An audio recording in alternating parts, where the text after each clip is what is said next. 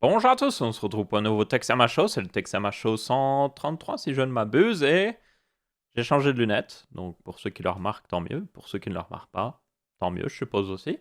Apparemment, pour certains, ça change pas de trop, donc ma foi, c'est peut-être mieux, parce que je sais que des fois, ça arrive que certains youtubeurs changent de lunettes et que les gens sont en mode vraiment perturbés, mais je tenais juste à le faire remarquer, pour ceux qui voient une différence. Vous verrez certaines vidéos où j'aurai encore les anciennes lunettes, donc partie du principe que j'avais tourné des vidéos à l'avance. Du coup, commençons directement avec les news de la semaine. Première news, c'est le fait que malgré tout ce qui arrivait à Huawei avec le marché américain et même limite européen, Huawei a dépassé Apple et est maintenant le deuxième plus gros vendeur de smartphones au monde, ce qui est assez étonnant, mais pas non plus trop étonnant parce qu'il y a beaucoup de téléphones encore Huawei qui sont vendus même en Europe, qui ont encore Android et surtout tous les services Google Play. Donc ça m'étonne sans m'étonner en réalité. Mais ouais, ils sont passés deuxième malgré un petit peu tout ce qui arrive en ce moment. C'est encore un petit peu d'actualité, hein, tout ça. Par exemple, le Huawei Mate 30 n'est toujours pas avec le Google Play ou autre chose parce que ben, normalement, il ne devrait pas l'avoir vu que c'est toujours pas tout à fait arrangé. Donc ouais. Donc là, vous avez un petit peu les chiffres justement des différents vendeurs. Donc vous voyez que par exemple Huawei a progressé 17%, Samsung continue de progresser 2%, Apple a chuté de 7%, ce qui m'étonne assez bien. Après, est-ce que... Ah oui, shipment. Les shipments, c'est le nombre de téléphones qu'ils ont envoyés tout simplement. Donc vous voyez que oui, ils ont bien régressé Apple. Donc c'est pas juste parce que les autres ont énormément progressé ou autre chose, c'est ok.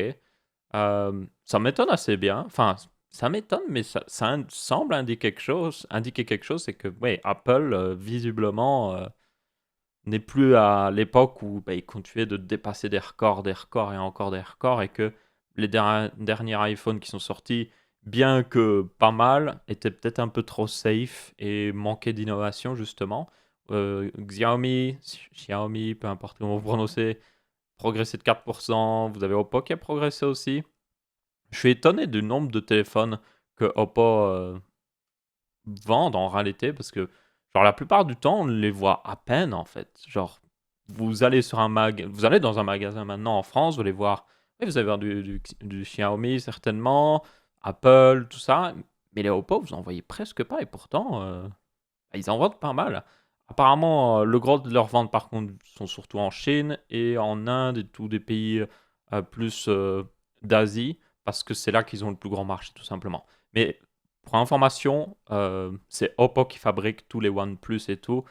Techniquement, même OnePlus appartient à Oppo si je me souviens bien. Donc, ouais. Euh, Juste pour dire. Il y a aussi les autres. Ben, je suppose qu'il y a une bonne partie aussi de. Enfin, une bonne partie. Il y a beaucoup de OnePlus dans ces chiffres aussi. Peut-être. S'ils les comptent là-dedans.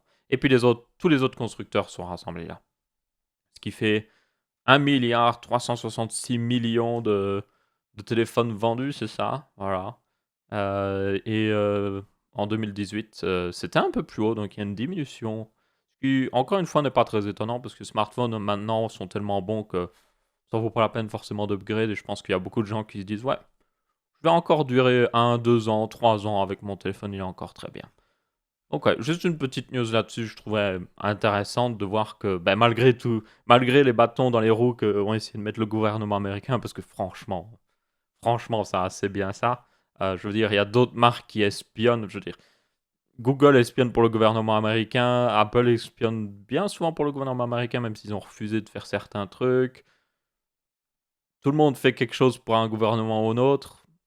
J'ai envie de dire, c'est juste Huawei qui a pas eu de chance parce que c'était pour la Chine et qui a assez bien, et c'est selon moi justifié, hein, mais il y a assez bien de clash avec la Chine ces derniers temps entre les États-Unis et la Chine justement, donc pas très étonnant qu'il se soit fait un petit peu avoir comme ça. Ensuite, une autre news, totalement registre différent, mais je tenais à le traiter dans les premières news. Euh, Antivirus, je pense que vous connaissez tous Avast. Avast, c'est certainement, enfin, il y a tellement de mimes aussi avec la base de données virale a été mise à jour. Donc oui, cet antivirus-là, qui est très connu, que personnellement j'ai utilisé pendant un certain nombre d'années, que j'ai même installé sur des PC de gens que je connais parce que ben, j'avais pas envie de payer un antivirus. C'est un antivirus gratuit, il y a une version payante aussi. Et du coup, Avast a été, comment dire, pris la main dans le sac, on peut le dire, tout simplement collecter les données des gens et à les revendre. Donc, ouais, euh, ça ne m'étonne pas vraiment parce que le truc que vous devez tenir compte, c'est quand vous avez quelque chose de gratuit, peut-être vous payez pas, mais c'est parce que vous êtes le produit en fait. C'est vous qui devenez le produit quand c'est gratuit. Et les marques vendent vos informations et tout ça. Ou font d'une manière ou d'une autre, ils trouvent un moyen de faire de la publicité. Du coup, ça m'étonne pas vraiment au final, parce qu'il y a certainement beaucoup d'autres programmes gratuits. Et je parle de programmes gratuits, genre de grosses marques comme ça, parce que vous avez beaucoup de programmes gratuits qui sont on va dire, il y a même les sources qui sont disponibles et tout ça. Et eux, ces programmes-là ne collectent pas vraiment d'informations parce que les gens les font vraiment pour le plaisir de le faire et pour distribuer quelque chose. Mais ici, on parle évidemment d'un programme gratuit où vous savez pas ce qui se passe derrière. Donc, pour moi, ça m'étonne pas ce genre de produit gratuit que oui, on vous espionne, quoi. Du coup, ils se sont fait prendre la main dans le sac. Apparemment, ils ont vite fait, genre, modifier tout pour que ils arrêtent de collecter des informations.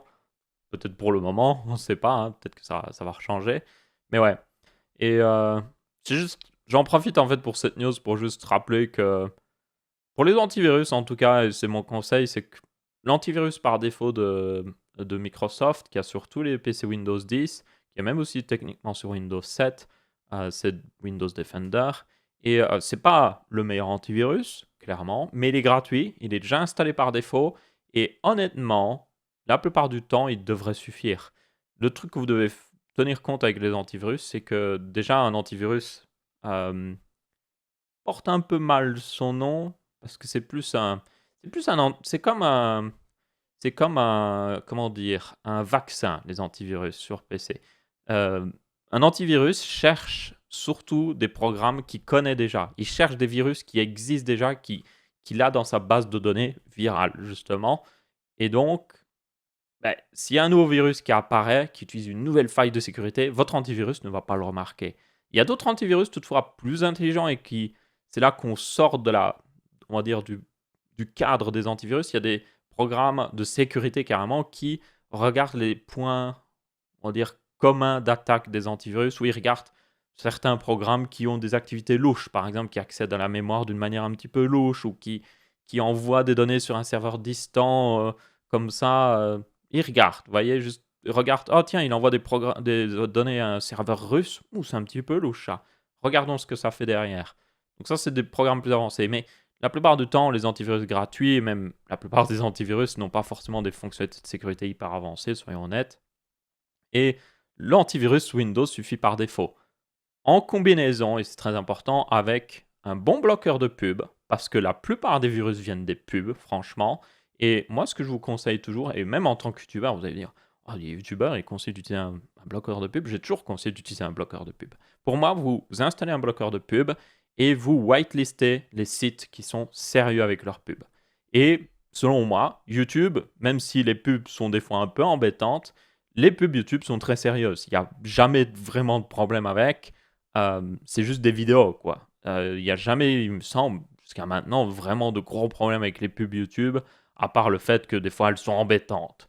Mais ça n'a rien à voir avec des virus. Donc un bon bloqueur de pub, très important pour empêcher juste d'avoir des choses, c'est parce que ça passe souvent par la pub. Et c'est même passé par des fois des pubs Google AdSense, c'est pour dire. Il y a des virus qui étaient passés dans des pubs Google AdSense et Google avait mis du temps à le repérer, à les enlever. Donc, whitelist, mettez un bloqueur de pub. Un bon que je recommande souvent, c'est uBlock Origin. Vous l'avez sur Chrome, sur Firefox. Et tout le monde utilise Chrome, donc vous l'avez sur Chrome et Firefox. Donc, c'est-à-dire que vous l'avez aussi sur Opera et tout ça. Vous devriez l'avoir aussi sur la nouvelle version de Edge, donc ma foi. Et c'est, selon moi, l'un des meilleurs bloqueurs de pub.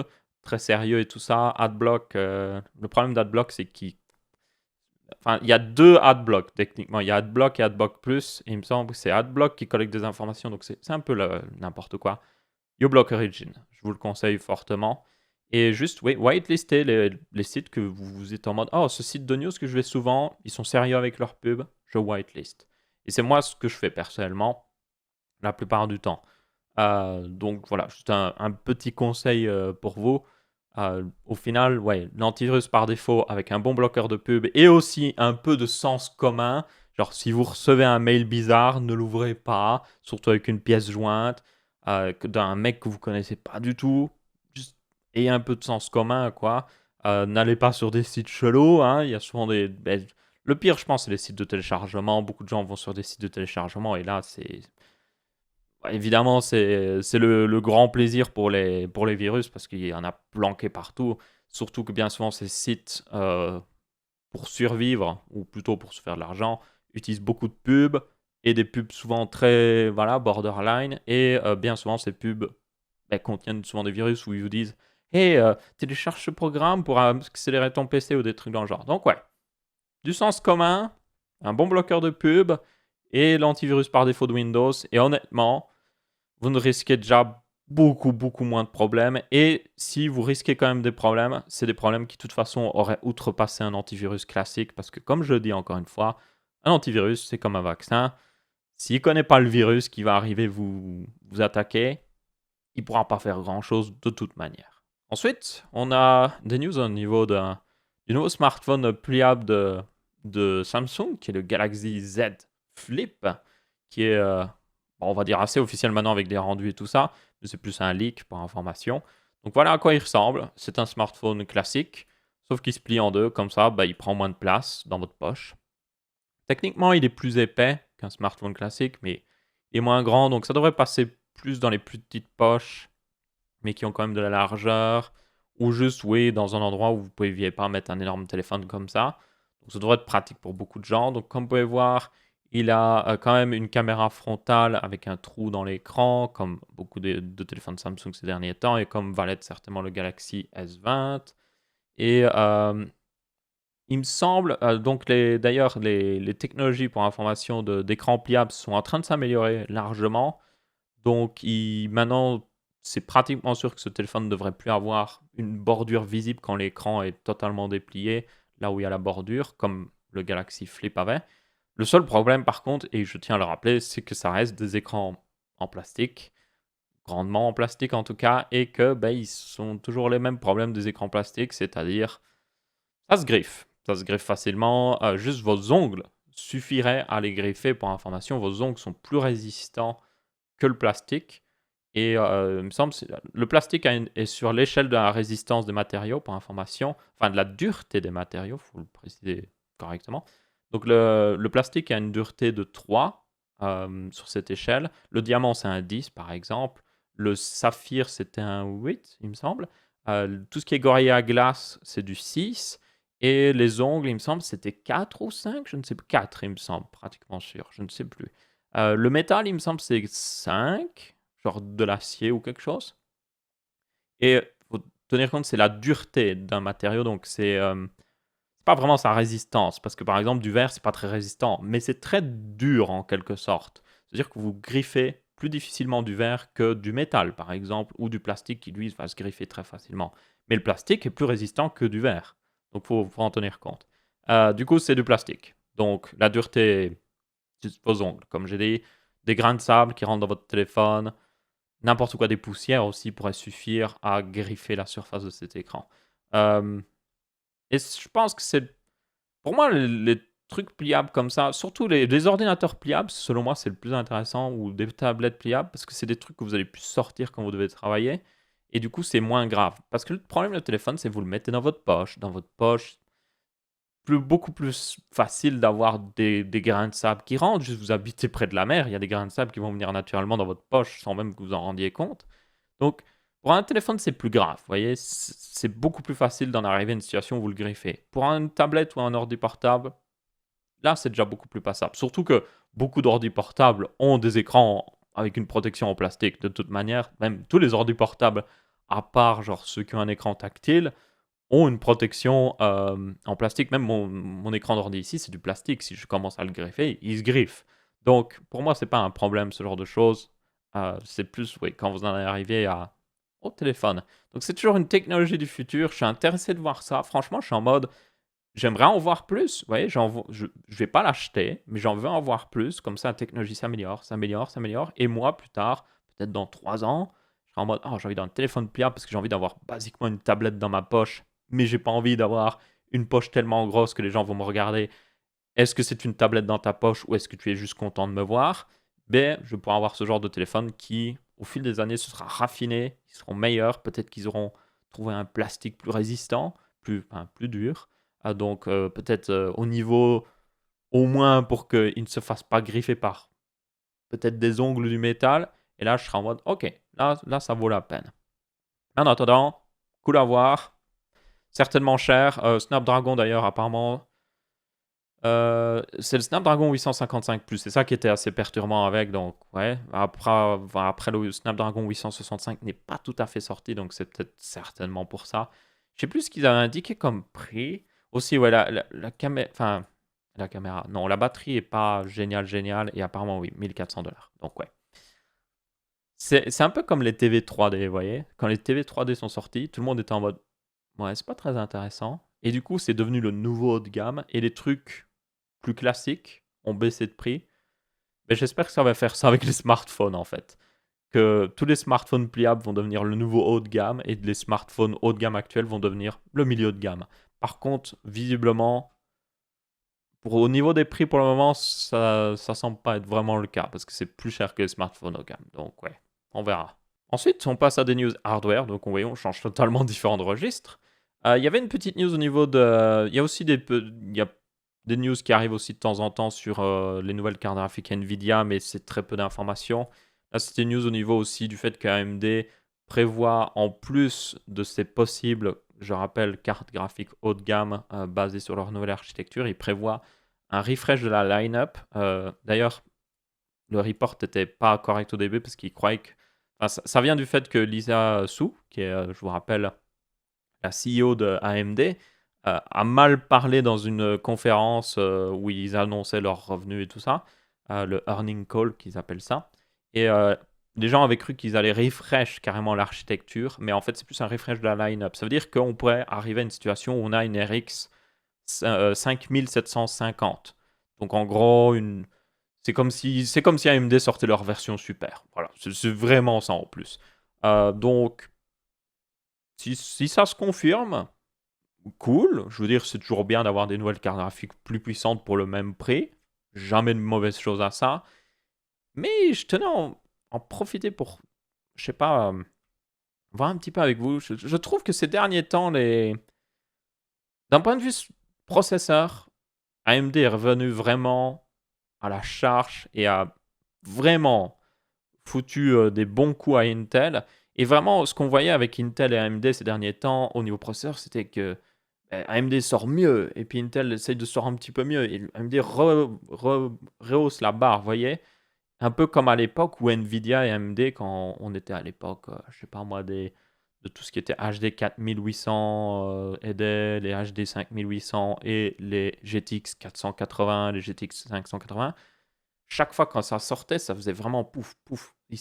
Genre, c'était un vrai combat de match. Un combat de match. Un vrai combat de boxe. Genre, ils se donnaient chacun un coup de poing, quoi. Mais ces derniers temps, j'ai juste l'impression, et avec la sortie de la RX 5600, ça confirme vraiment. J'ai l'impression qu'ils sont en mode, quand ils sortent une nouvelle carte graphique, ils sont pas en mode, quelle est la meilleure carte graphique qu'on peut sortir pour cette gamme de prix-là, sans que ça nous coûte plus cher. J'ai l'impression que non, ils sont plutôt en mode, quelle est la meilleure carte graphique qu'on peut sortir qui dépasse légèrement la concurrence et qu'on met exactement au même prix pour juste être légèrement meilleur dans les graphiques et que les gens l'achètent. C'est vraiment ça ces derniers temps. Genre la RX 5600, quand elle est sortie, AMD l'a designée et même l'a limitée au niveau fréquence pour qu'elle soit un peu plus puissante qu'une GTX 1660 Ti pour la concurrencer. Et puis Nvidia a baissé les prix et du coup AMD a fait ça. Évidemment, tout son débâcle de mettre à jour le BIOS pour redépasser légèrement la 2060. Et je trouve ça un peu énervant, vous voyez, c'est assez énervant parce que à chaque fois qu'une nouvelle carte graphique sort, c'est pas en mode waouh, quelle révolution on va avoir dans le milieu des cartes graphiques. Genre quand vous êtes en mode oh, il y a une nouvelle carte graphique qui sort à 200 €, c'est pas en mode oh, quel niveau de performance on va avoir à 200 € maintenant. Non, en fait, vous le devinez à 3 km, vous êtes en mode ah, ok, elle va être un peu plus performante que la carte graphique qu'on peut trouver à 200 € maintenant. Et c'est toujours la même chose. C'est toujours comme ça en fait ces derniers temps. Et je trouve ça assez. Ennuyant en fait. C'est assez ennuyant et le pire c'est que on a le ray tracing qui arrive, clairement qui arrive. C'est évidemment un effet de mode, mais c'est aussi une technologie qui est assez intéressante pour le rendu des jeux, qui devrait nous permettre d'avoir des plus beaux jeux. On a aussi l'HDR, on a la 4K qui arrive. Au moment où on a le plus besoin de cartes graphiques puissantes pour profiter de tout ça, au moment où les cartes graphiques sont de plus en plus importantes dans les PC, au point même que maintenant on peut encoder des vidéos avec une carte graphique et tout ça, streamer avec une carte graphique, au moment de tout ça, ben vous avez AMD, Nvidia qui sont en mode ouais, juste un petit peu plus, un petit peu plus, un petit peu plus, un petit peu plus. Et c'est genre, vous savez pas juste faire votre meilleur. Je sais que votre but c'est de faire de l'argent, mais vous savez pas y aller un peu plus à fond, vous voyez, juste donner un vrai coup de poing à votre concurrent plutôt que d'être en mode des pichenettes. Parce que c'est vraiment ça, c'est des pichenettes. Ils se donnent des pichenettes et c'est celui qui donne la plus grosse pichenette apparemment. Et puis il y a AMD qui fait une pichenette, et puis il y a Nvidia qui fait une pichenette en baissant le prix, et puis AMD refait une plus grosse pichenette en se cassant le doigt. C'est à peu près ça, franchement. Enfin bref, suis-je le seul à penser ça? Donc je suis content qu'elles arrivent, ces cartes graphiques.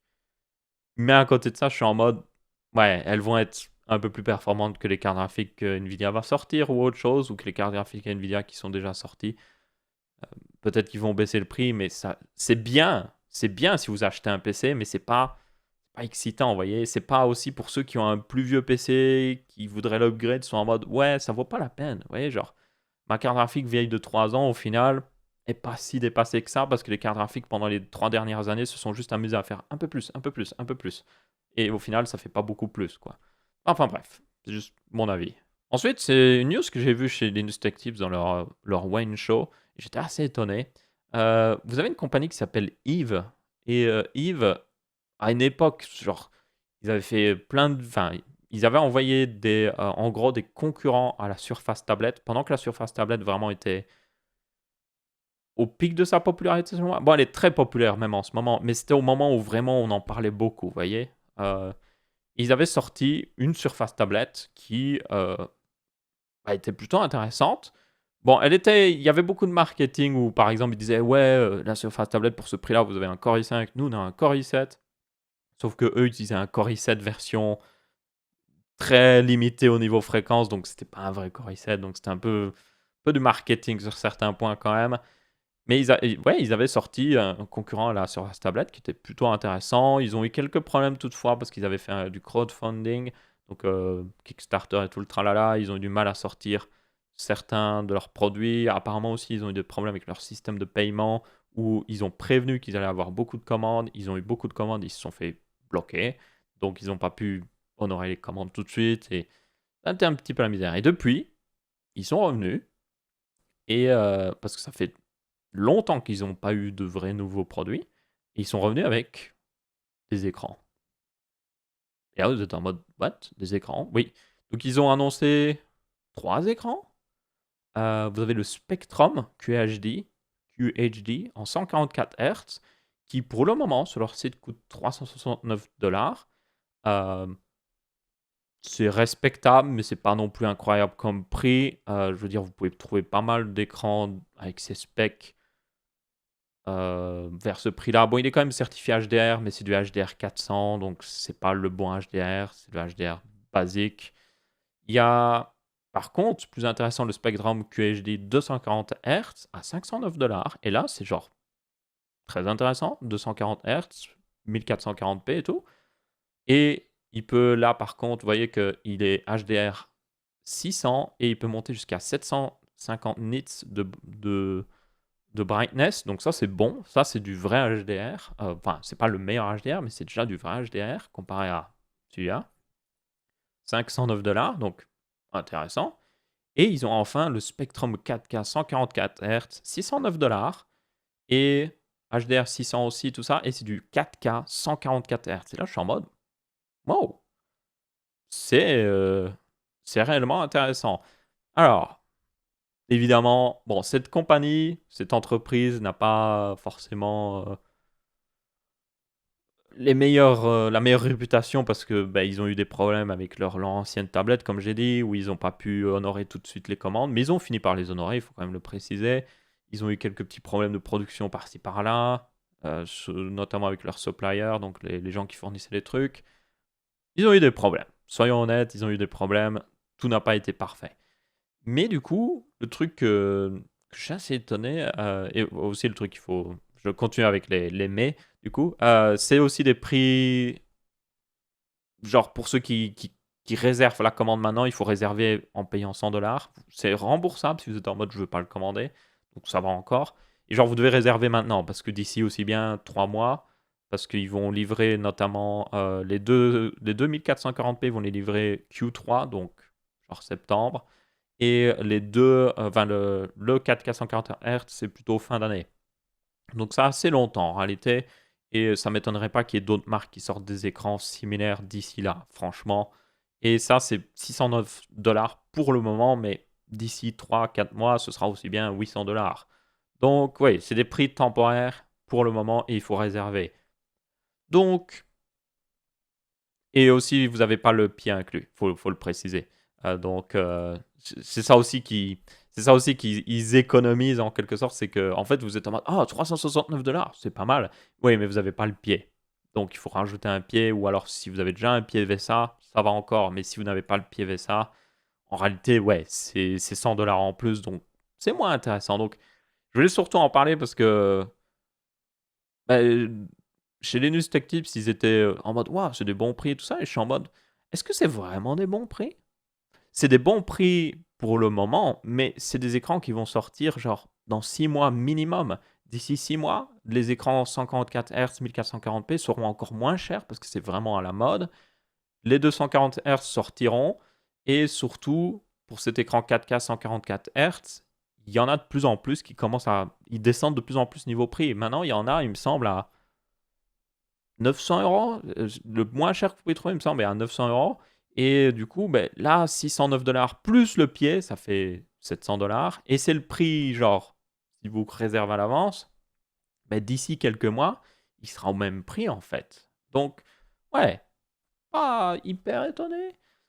Tenez compte aussi qu'ils utilisent, mais ça, ils sont assez honnêtes, et c'est une bonne chose. Ils disent quel panel ils utilisent. Pour aller dans les spécifications, ils disent par exemple que le 144 Hz va aller utiliser un panel LG, lui il utilise un LG et lui aussi un LG.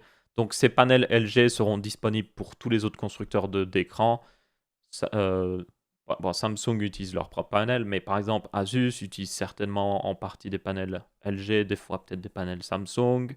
Euh, HP, MSI, qui ont beaucoup d'écrans ces derniers temps, ils utilisent tous les mêmes panels de 3 marques qui fabriquent des panels principalement. Vous avez LG, Samsung et aussi Sharp. Il me semble que c'est à peu près tout. Donc, ce panel-là, qui permet d'avoir un écran à ce prix-là, ce qui reste assez cher, soyons honnêtes, hein, ben, les autres marques vont les avoir aussi. Donc, ouais, je suis pas si étonné que ça. Donc, je voulais juste en parler parce que je voyais des gens qui s'étonnaient du prix. J'étais en mode, ouais, mais si vous tenez compte que, encore une fois, dans 6 mois, si vous tenez compte qu'il faut payer le pied le plus, et que si ça, plus ça, plus ça, plus ça, au final, c'est juste, en fait, c'est juste du bon marketing. C'est juste du bon marketing. Et leur marketing a marché parce que j'en parle, mais c'est juste du bon marketing parce que ils ont regardé Apple, ils étaient en mode, oh, Apple, ils annoncent des écrans et puis ils incluent même pas le pied, et puis les gens achètent le pied à côté, et ils se disent oh ça va encore. Mais c'est ce qu'ils ont fait en fait, ils se sont dit ah on va vendre l'écran à un prix, mais en fait il faut rajouter le pied qui coûte 100 $, ce qui est assez cher pour un pied franchement. Je sais pas en quoi ils fait leur pied, mais 100 $ pour un pied. Oui, Apple en a sorti un à 1000 $ peut-être, mais 100 $ pour un pied aussi simple que ça, c'est cher, c'est vraiment cher. Ça devrait être 50 $, 40 $ à la limite. Même s'il est construit en métal, 50 $. Genre le pied Elgato pour les Keylight que vous pouvez acheter sur Amazon, il est à 50 $. Et je veux dire, c'est un pied aussi en métal et tout ça, et plutôt bien conçu. Celui-là n'est pas incroyablement mieux conçu non plus, quoi. Faut pas déconner. Donc, ouais. Personnellement, ouais, j'ai juste envie de les féliciter sur leur campagne marketing qui visiblement marche plutôt bien, mais personnellement, ouais, pas trop intéressé par ça. Et je voulais juste le notifier parce que des fois on m'envoie des trucs comme ça et on me dit hey Aurélien, qu'est-ce que t'en penses? Je suis en mode, ouais, juste du très bon marketing, donc félicitations. Ouais. Ensuite, on passe dans l'espace parce que c'est toujours intéressant. Le James Webb Telescope, si vous vous souvenez, on en a déjà parlé plusieurs fois, mais si vous ne savez pas ou si vous en souvenez pas, C'est un télescope qui doit être lancé. Enfin, il a été retardé plein de fois, soyons honnêtes. Je ne les compte même plus.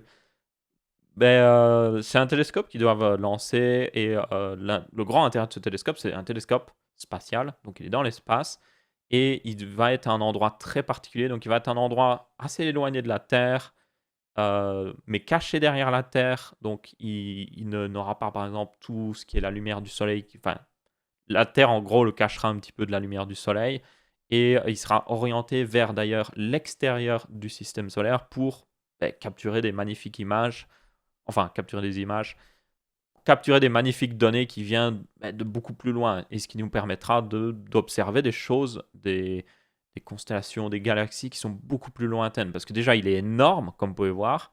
Pour information, le Hubble Space Telescope, qui est un télescope qui a fourni beaucoup de magnifiques images, qui est actuellement en orbite autour de la Terre. Celui-là a un diamètre, le miroir a un diamètre, il me semble, d'un peu plus de 1 ou 1 mètre, 1 mètre 50, je ne sais plus exactement. Donc, basiquement la taille d'une personne. C'est grand, mais c'est pas non plus incroyablement grand. Surtout comparé à ça. Vous voyez la taille de celui-là? Il y a des êtres humains à côté.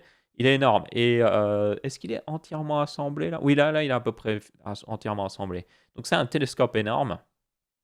Et beaucoup de gens sont impatients de le voir être lancé et juste être mis en marche et qu'on puisse commencer à avoir des premières images, quoi.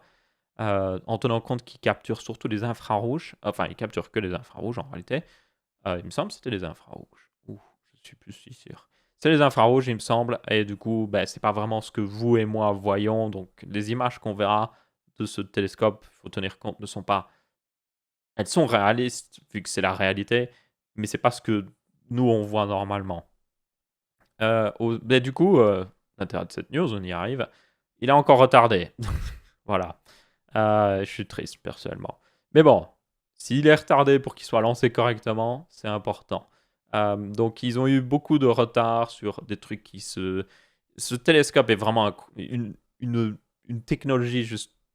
Enfin, d'un point de vue technologique, il est incroyable. Il est vraiment incroyable parce que c'est un télescope qui est lancé entièrement plié et se déplie de lui-même à distance. Il déplie une voile solaire qui... Enfin, non, c'est pas une voile solaire, c'est une protection solaire plutôt qui permet de protéger justement des infrarouges du soleil. Il a les miroirs qui doivent se déplier. Il y a l'antenne, enfin le deuxième miroir qui doit se déplier, celui qui... Parce que vous voyez, tous ces miroirs-là reflètent la lumière sur un plus petit miroir qui est... On voit une sorte de trépied, vous voyez, il y a 3 pieds là, qui envoie vers un truc là-haut et puis qui renvoie dans le centre du télescope ici. Vous voyez l'espèce de cône ici. Donc c'est un miroir. Tous les miroirs renvoient sur un plus petit miroir qui renvoie vers le capteur, basiquement. Et beaucoup de télescopes sont comme ça designés pour info. Et du coup, tout doit se déplier dans une séquence très précise et très compliquée. Et ils ont testé beaucoup, genre déplier le télescope, vous voyez, juste le déplier, faire la procédure de dépliement dans une clean room qu'ils appellent, une salle où il n'y a aucune poussière basiquement, genre ils enlèvent, ils filtrent toute l'air pour qu'il y ait le minimum de poussière, il n'y en a même pratiquement pas. Ils l'ont aussi testé dans des chambres sous vide, donc une chambre où il y a pas d'air, on retire tout l'air. Donc ils ont fait beaucoup de tests et ils sont pas encore tout à fait confiants de pouvoir le lancer tout de suite, quoi. Donc ouais, il va être certainement retardé. Euh, qui est fort dommage. J'aimerais bien le voir lancer. Il devrait être, du coup... quelle est la nouvelle date? Donc il y a 12% de chance qu'il soit lancé en mars 2021. Donc ouais. Pour ceux qui étaient tristes de voir Itel repousser, voilà, ne suivez jamais l'actualité du James Webb Telescope, parfois. Il doit être lancé sur une fusée Ariane 5 d'ailleurs. Donc oui, c'est une fusée européenne pour ceux qui se demandent. Parce que c'est... Il me semble qu'à l'époque, c'était la fusée qui est la plus logique pour le lancer. Évidemment, depuis, et même d'ailleurs, vous avez même Blue Origin et SpaceX qui ont des fusées, des assez grosses fusées qui arrivent. Même SpaceX qui a Starship qui arrive petit à petit, hein. Et au final, aussi bien, on va arriver dans une situation où Starship aura déjà volé plusieurs fois et aurait pu lancer ce télescope limite entièrement déplié. Donc, éviter tous les problèmes de dépliage. Mais bon, c'est pas grave. Bon, en réalité, je sais pas s'il pourrait le lancer entièrement déplié. Mais il pourrait le lancer déjà pratiquement entièrement déplié, du coup, éviter beaucoup de problèmes. Mais bon, quand ils prévoient ces trucs-là à l'avance, pour information, ils le prévoient des années à l'avance, pendant que le satellite est encore au tout début de sa conception. Ils le prévoient à l'avance, ok, on va le lancer sur telle fusée qui fait telle taille, donc on essaye de maximiser la taille du satellite selon la taille qu'on a disponible dans le truc de la fusée, et juste on y va à fond, quoi. Donc c'était prévu depuis de nombreuses années, ils ne peuvent pas changer comme ça. Bref, ouais, un peu triste. Mais ouais, c'est peut-être préférable pour qu'il soit lancé correctement. Et enfin, une dernière news au niveau de SpaceX qui a lancé encore 60 satellites pour Starlink. Je vous rappelle leur Internet via satellite en basse altitude, enfin en basse orbite. Donc en gros, donner un Internet plus rapide que la fibre optique, surtout à longue distance. Donc si vous voulez communiquer avec un autre continent, vous communiquez plus vite que la fibre optique qui passe sous l'océan. Et aussi juste casser les prix certainement, parce que c'est un peu ce qu'ils veulent faire. Surtout aux États-Unis. Internet aux États-Unis coûte très cher, est très lent, et est vraiment, ouais, pas très bon. Du coup, un truc intéressant, c'est qu'ils ont attrapé le fairing encore une fois. Donc le fairing, c'est la partie haute de la fusée où il y a le satellite qui est à l'intérieur. Bon là, c'est les satellites du coup. Donc ça permet de protéger à l'ascension les satellites du vent tout simplement et de tous les éléments naturels. Et puis après, quand ils sont dans l'espace, ils le larguent parce que ça ne sert plus à rien dans l'espace, il n'y a pas grand-chose. Du coup, ils ont réussi à récupérer un des deux bouts et de jour cette fois-ci. Bon, pour le moment, on a juste cette image très pixelisée et aussi sur le live stream. Si vous regardez le live stream, vous pouvez voir le moment où il récupère, mais on voit déjà le truc dans le filet. Donc, à mon avis, ils vont sortir une vidéo haute qualité d'ici quelques temps. J'ai vraiment hâte de la voir parce que c'est plutôt intéressant de voir littéralement. Ça fait la taille d'un bus, hein, pour information. C'est ça aussi que les gens ne se rendent pas compte de la taille du truc. Ça fait la taille, c'est un bus. C'est comme s'ils avaient attrapé un bus, plus léger qu'un bus, mais un bus qui tombait en parachute. C'est comme s'ils avaient attrapé le bus de Fortnite, basiquement. C'est ce que je veux dire. Donc imaginez le bus de Fortnite, quand il a fini de dropper les gens sur l'île pour le Battle Royale, il redescend vers l'océan et puis il y a un bateau qui l'attrape dans un énorme filet. C'est basiquement ce qui est arrivé. Pas vraiment, mais basiquement si. Du coup, j'ai envie de voir la vidéo haute qualité. Et du coup, aussi, ils ont réussi à lancer tous les satellites, donc ça, c'est plutôt une bonne nouvelle. Enfin, c'est une bonne nouvelle pour ceux qui veulent du meilleur Internet, c'est pas forcément une bonne nouvelle. Il y a toujours le débat, pour information, du fait que mettre autant de satellites dans le ciel va gâcher, entre guillemets, un peu le ciel étoilé pendant la nuit, parce que du coup, on peut les voir un petit peu, et pour notamment ceux qui ont des télescopes et tout ça, eux, ils pourront les voir carrément. Et donc ça peut gâcher un peu le ciel. SpaceX, d'ailleurs, j'en profite, c'est une petite update. SpaceX teste des recouvrements, enfin, ils testent des peintures et tout ça qu'ils peuvent mettre sur le bas du satellite pour empêcher la réflexion de la lumière dessus, pour que depuis le sol, on ne voit presque plus le satellite, quoi. Mais bon, c'est encore en test, donc on verra bien. Une chose est sûre, c'était cool à regarder, ce lancement, comme d'habitude. Ils ont fait atterrir aussi le premier étage de la fusée qui avait volé pour la 3e fois. Donc c'est toujours intéressant. Ils ont toujours pas fait voler un truc pour la 4e fois, si je ne m'abuse. Quoique, si. Pour le test d'abort qu'on a vu la dernière fois, où ils ont expulsé la capsule, il me semble que c'était la 4e fois. Peut-être que ça volait, je sais plus. Ils n'ont pas encore fait atterrir 4 fois, donc ça j'ai hâte de voir aussi. Ils devaient aussi encore, et c'est pas encore le cas, ils devaient faire atterrir faire un lancement, faire atterrir une Falcon 9, et en 24 heures, la remettre bon pour voler à nouveau. Et ça, ils l'ont toujours pas fait. Je suis assez impatient de le voir parce que c'est l'aboutissement, vous voyez, de leur promesse de pouvoir réutiliser la fusée.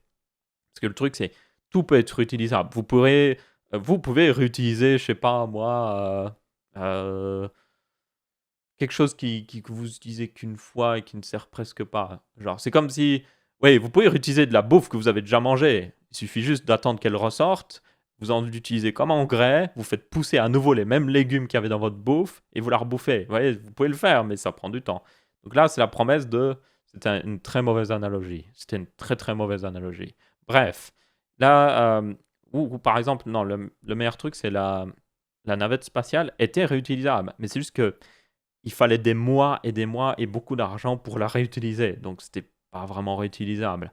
Ils remplaçaient tellement de trucs dessus que c'était basiquement presque plus la même navette des fois. Du coup, Les voir les faire en 24 heures, c'est ça qui, selon moi, sera en mode ok, c'est vraiment une fusée réutilisable. Pourquoi? Parce qu'ils ont, en 24 heures, ils n'ont pas le temps de tout changer. Ils ont juste le temps de vérifier que tout va bien, vérifier qu'il n'y a pas de problème, la remettre sur le pad, remettre du carburant dedans et la refaire décoller. Et ça, c'est selon moi le plus intéressant. Mais ouais, toujours pas encore. Du coup, c'était à peu près tout pour ce Texama Show aussi. J'espère que vous avez bien apprécié. Comme d'habitude, n'hésitez pas à laisser votre avis, que ce soit en pouce bleu, pouce rouge ou en commentaire. On se retrouvera pour une prochaine vidéo. Et je vous dis ciao ciao.